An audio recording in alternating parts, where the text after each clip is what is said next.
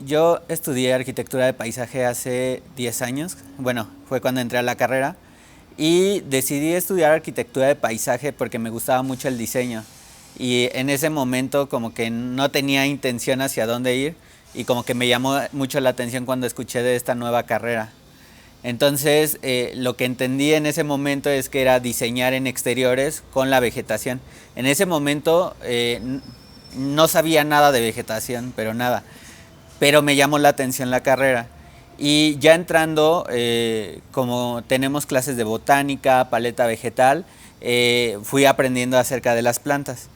¿Qué hace un arquitecto paisajista? Ve la planeación, el diseño y la construcción de áreas verdes en exteriores. O sea, todo lo que no tiene techo lo diseñamos nosotros. Y eso tiene que ver con vegetación, mobiliario, pavimentos, todo lo que confluye en el exterior. Pero a mí me llamó mucho la atención desde ese momento la vegetación y me gustaba como fotografiar mucho las plantas. Entonces, hace como 3 años decidí abrir como un Instagram que fuera una enciclopedia de plantas y ahí publicaba una planta al día.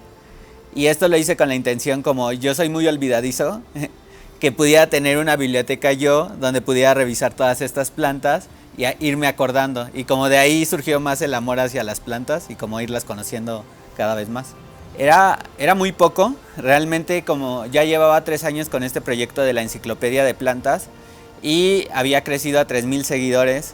Entonces, pues era algo que a mí me llamaba mucho la atención. Sin embargo, no fue como justo con lo que dices de pandemia, que sí fue un aumento demasiado grande.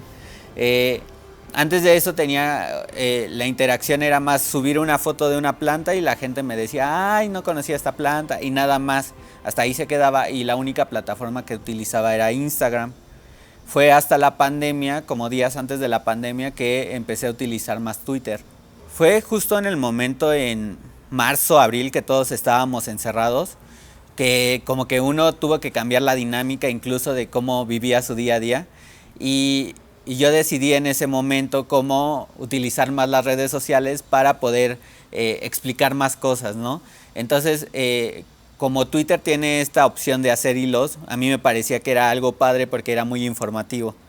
Entonces lo que hice fue hacer un hilo en abril de las plantas que podemos tener en casa y cuáles podrían ser, que fueran de fácil cuidado, sobre todo que todos estábamos encerrados y no todos tenemos o una azotea o un patio para tenerlas y cómo podríamos tenerlas dentro de casa.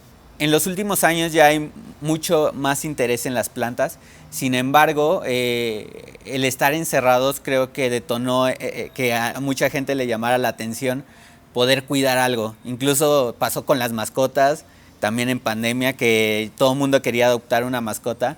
Y es como este tema a veces de soledad, ¿no? Y como tener un ser vivo al cual cuidar y al cual proteger, creo que eso es lo que también, como tener esta pequeña interacción.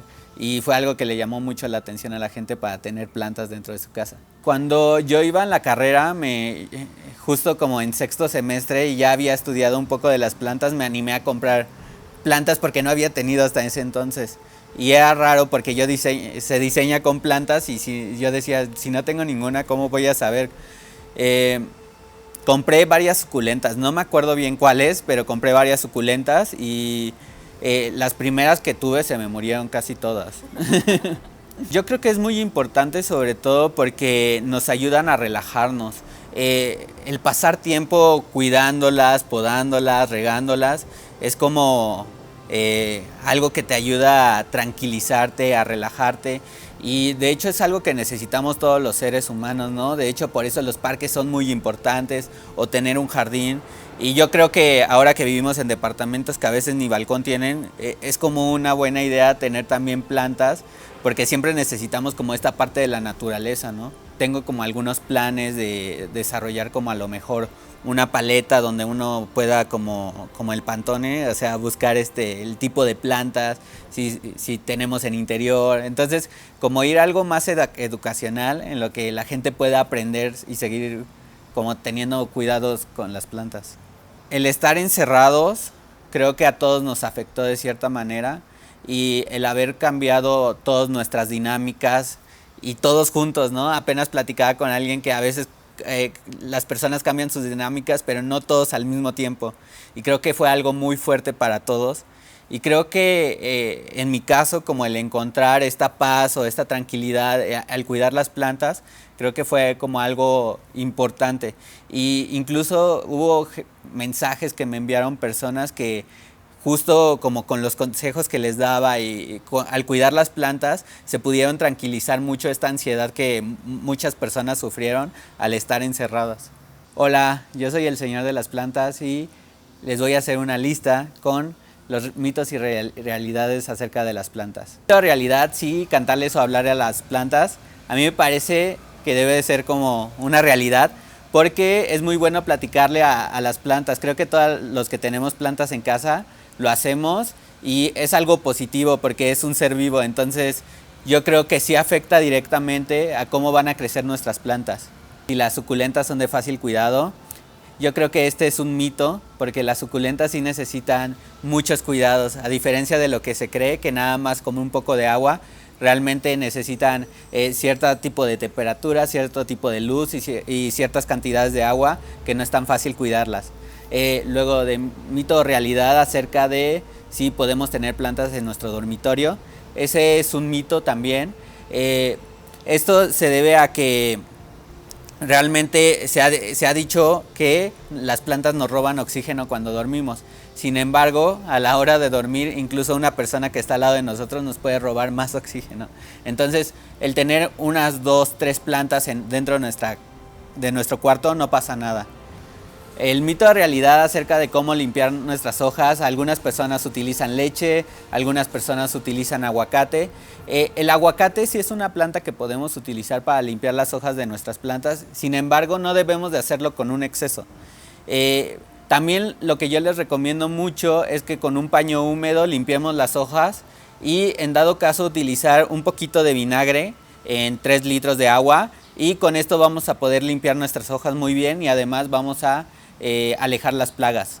Mito o realidad acerca de cómo debemos de regar nuestras plantas: a veces se dice que nada más se debe regar con la regadora, sin embargo sí podemos utilizar la manguera o algún otro tipo de objeto para poder regarlas. Sin embargo, sí hay que cuidar el riego que vamos a hacer con ellas, porque por ejemplo no va a ser lo mismo regar con una bandeja, que debe de ser un riego más lento, a hacerlo con una manguera que puede tener mucha presión.